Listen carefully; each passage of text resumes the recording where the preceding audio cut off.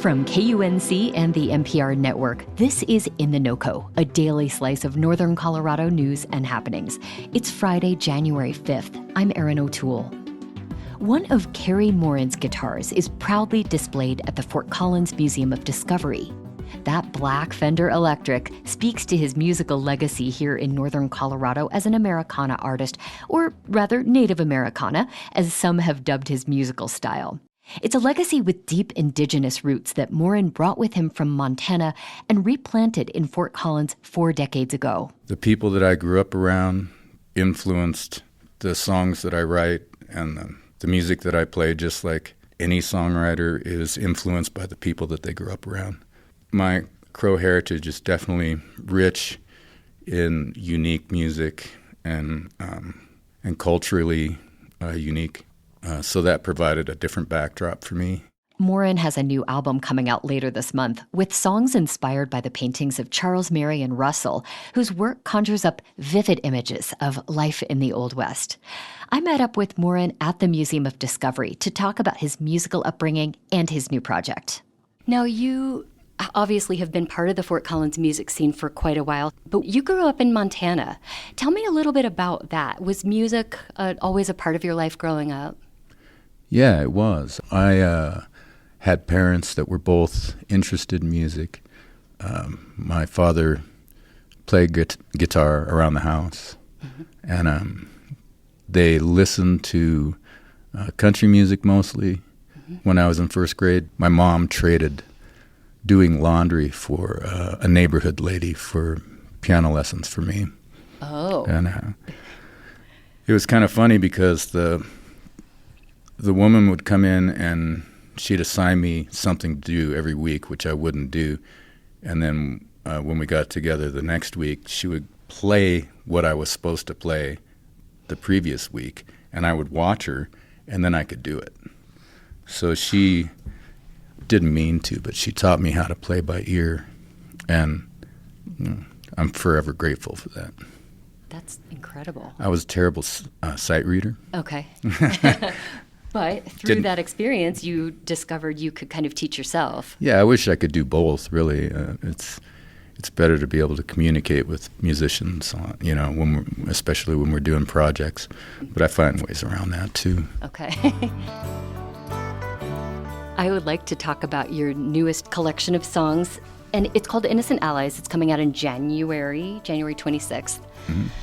And it's a collection of songs inspired by the artwork of this very well-known Western painter, C.M. Russell. Mm-hmm. Can you talk about where did you first see the artwork of C.M. Russell?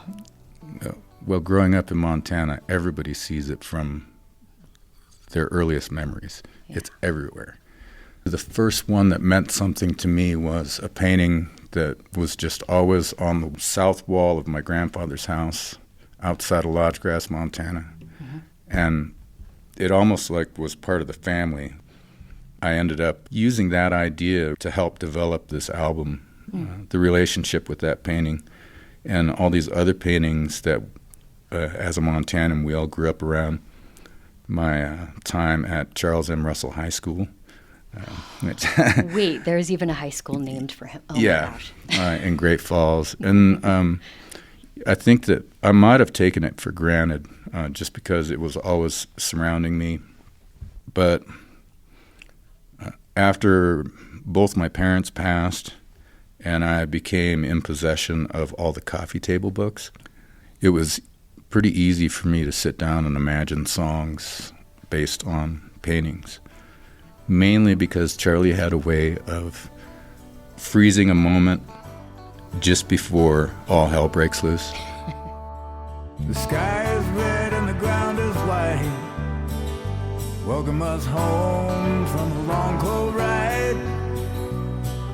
The days are short, the snow stays on the ground. With gratitude I hear the sounds.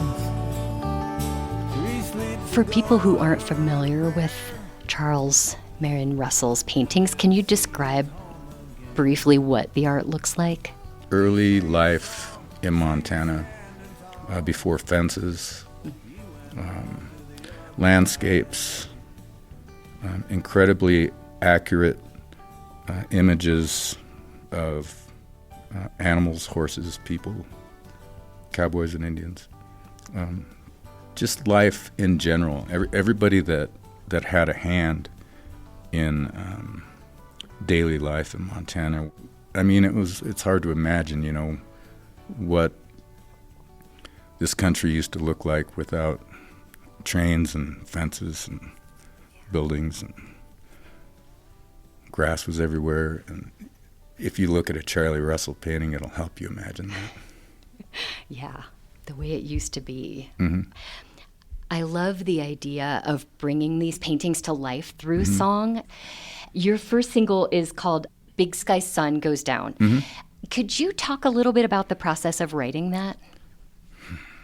The album idea was something that I had kicked around for quite a while in different forms. Arrived at the Charlie thing. And anytime I make any album, playing the first chord or writing the first word is the hardest thing. Just getting to that point. And I think once you get beyond that point, then the gate opens and all this stuff just pours out. But sometimes I really have to force myself to get to that point. It's that blank page staring. Yeah. So I did, like in our RV, I kept a bunch of those books of my dad's. And we were at a campground outside of Vail called Rancho Del Rio. And there's this platform on the hilltop overlooking the Colorado River that I didn't know about. I just happened upon it. And I thought, wow, this is cool. So I went and got a chair and a couple of those books and my trusty iPad and listened to the river and just looked around, and that's the song that came out. You can hear the air, it's silence as the pallet signals the calm. Nothing can stop the cold approach of the evening coming home. I love that. I can only imagine how beautiful that was, too. Well, I really appreciate you taking the time to sit down with me. Thank you so much. We really love listening, so it's great to be a part of this. Beneath us is a song to me. This land is talking to me. Cary Morin's new album, Innocent Allies, is out January 26th. You can read more about his work and see videos for the first two singles at kunc.org. That's it for us today here on In the NOCO. We'll be back with you on Tuesday with more of what's happening in northern Colorado. Robin Vincent is our executive producer. I'm your host, Erin O'Toole. Thank you so much for listening. Have a great weekend.